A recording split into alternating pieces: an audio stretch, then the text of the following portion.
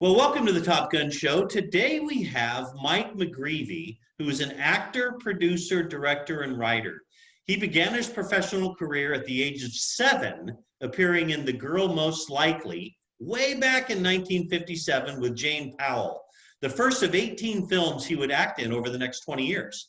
A successful child actor, Michael also appeared in over 100 television shows such as The Waltons, Route 66, Naked City, Mod Squad, and my favorite, Love American Style. He also wrote 13 episodes of Fame and served as story editor producer for that TV series. He's worked with numerous big names in the entertainment industry. Michael, welcome to the show. Thank you. It's good to be here.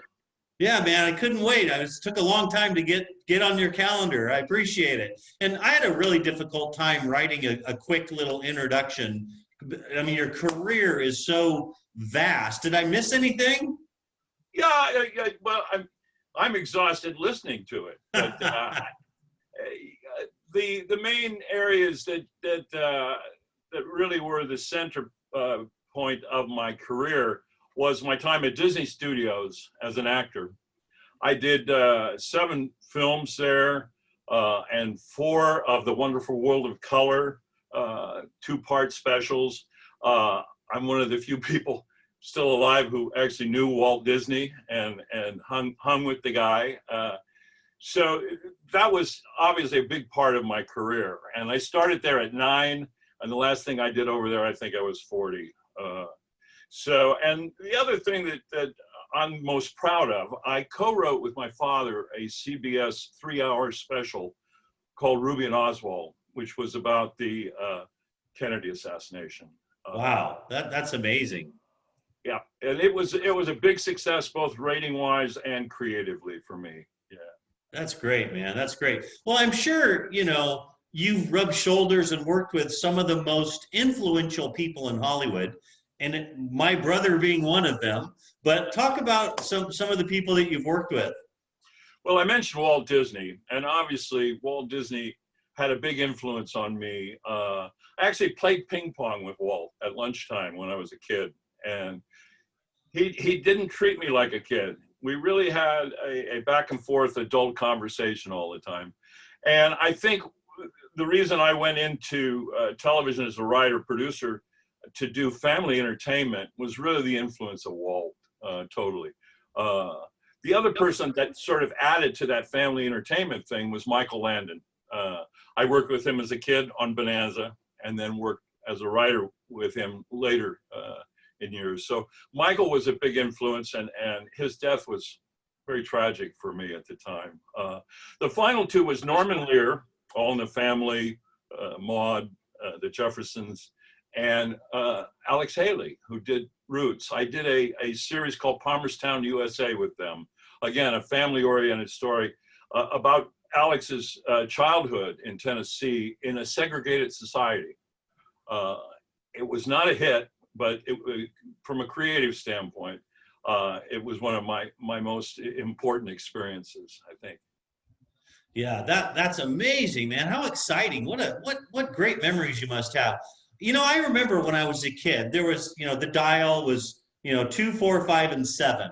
Now there's like thousands of channels that are on, networks and other networks and Hulu and all this other stuff. What do you think the future holds for the entertainment industry?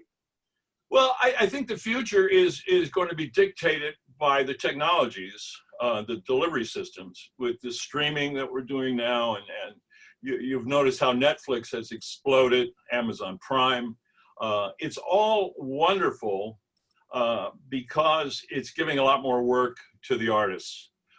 And you don't have to be so narrow in your approach to your creativity anymore, because there are so many outlets for your work. The technology is going to keep advancing. The thing that has to remain is good storytelling. Yeah, that's absolutely true. I think the other thing is, and you've probably seen it with all these different venues, that the cost of entry to tell your story is probably a lot less now than it was back when you had to pitch a major network to Absolutely.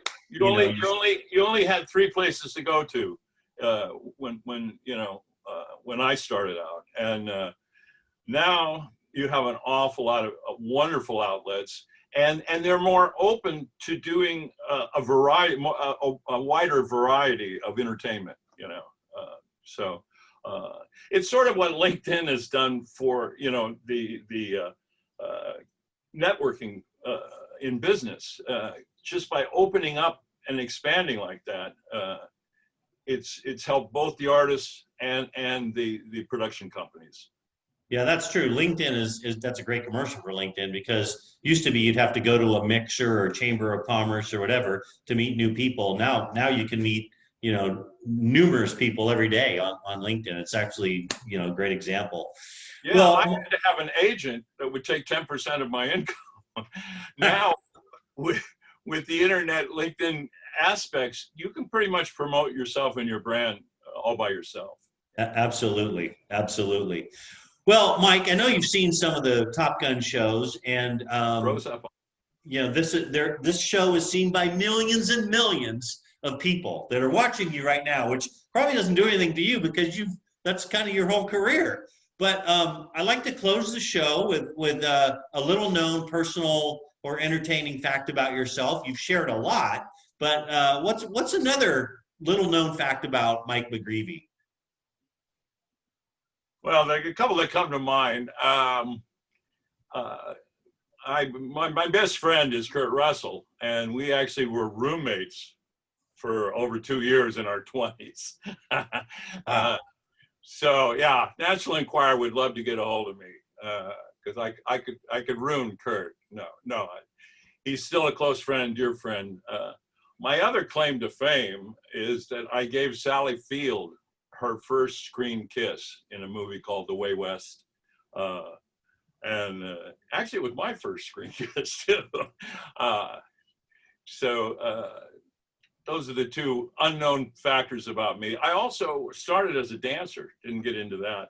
The Jane Powell movie was as a dancer, and I'm a hell of a tap dancer. Very few people know that.